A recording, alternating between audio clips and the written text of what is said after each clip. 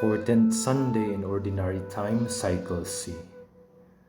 The community's Action in Solidarity and Association Jesus Solidarity are inviting you to listen to the Living Gospel for July 6. Let us then meditate on the Gospel according to Luke chapter 10, verses 1 to 12, 17 to 20, with commentary from Father Patxi Loidi and the voice of Brother Carl Balaan.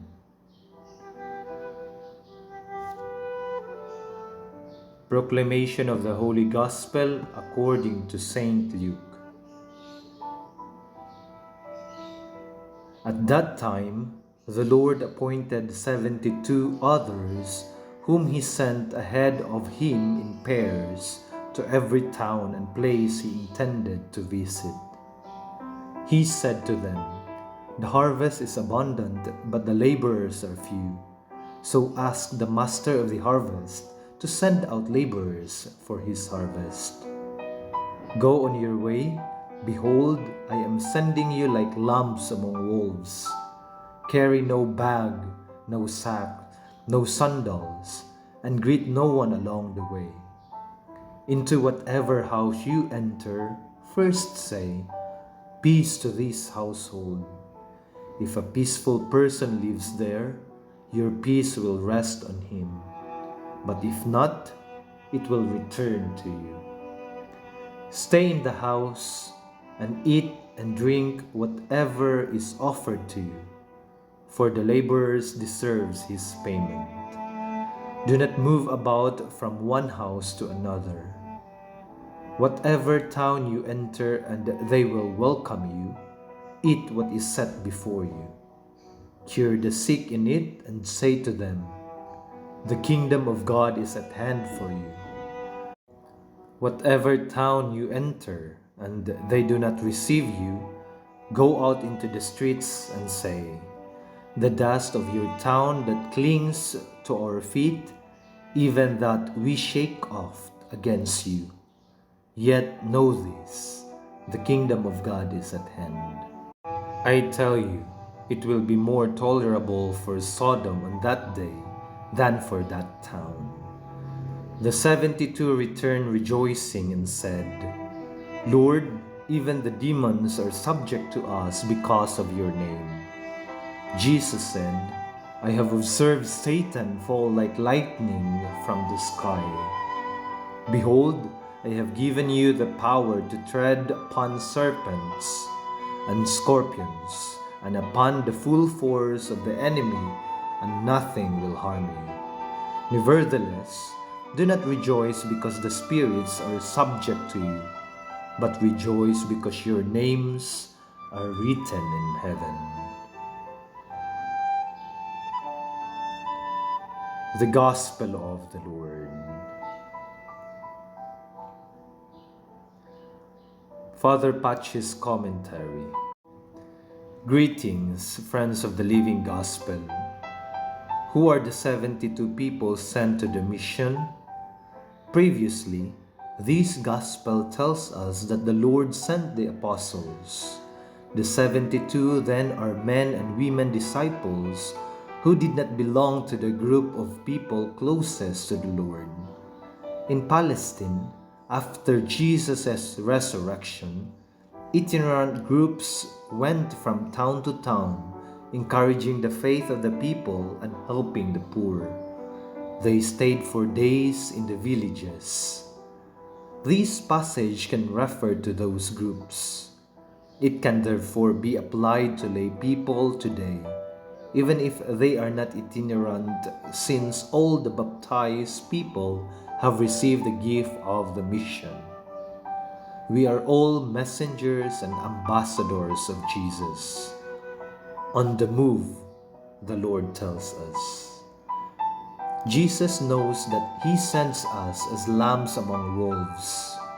We are going to find opposition because there is sin in the world, not only personal but also structural. He was the first to suffer from it. Therefore, thousands, millions have suffered for Jesus. The number of martyrs for faith is countless.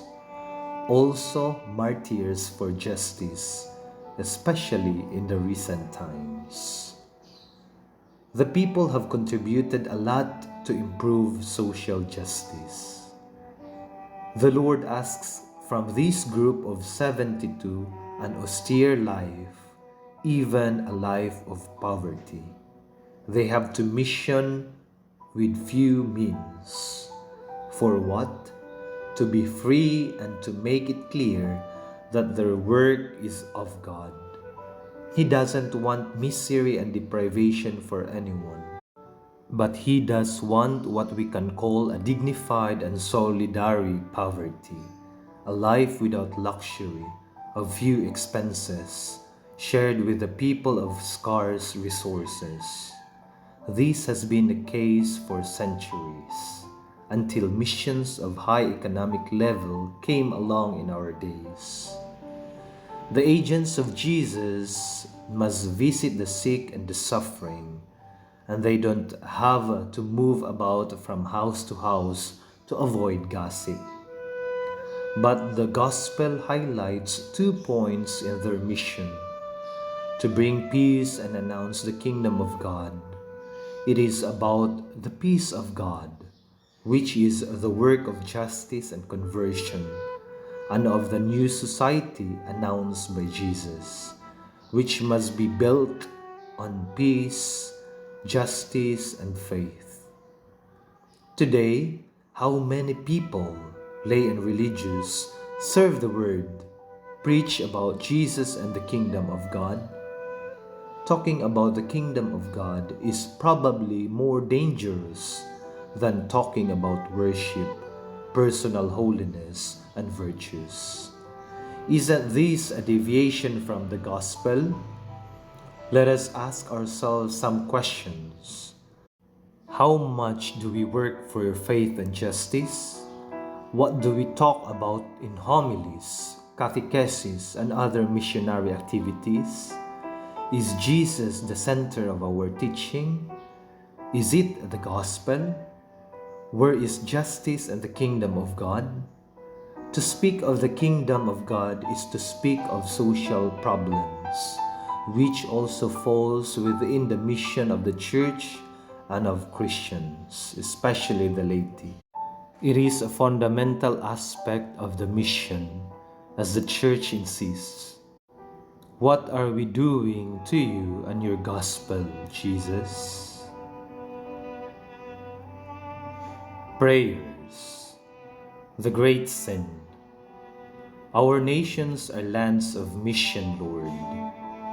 Many are baptized, but few work in the harvest. More missionaries are in the temples than in the places for work and culture.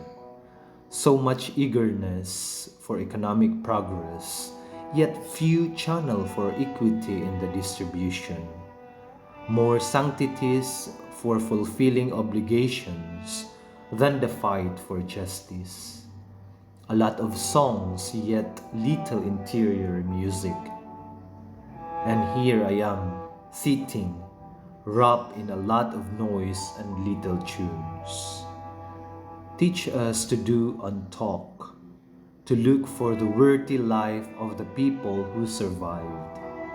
Shake us with your gospel, the one that came from your lips and your works, the one who took you to Easter, and get us out of the great sin of doing nothing. The return.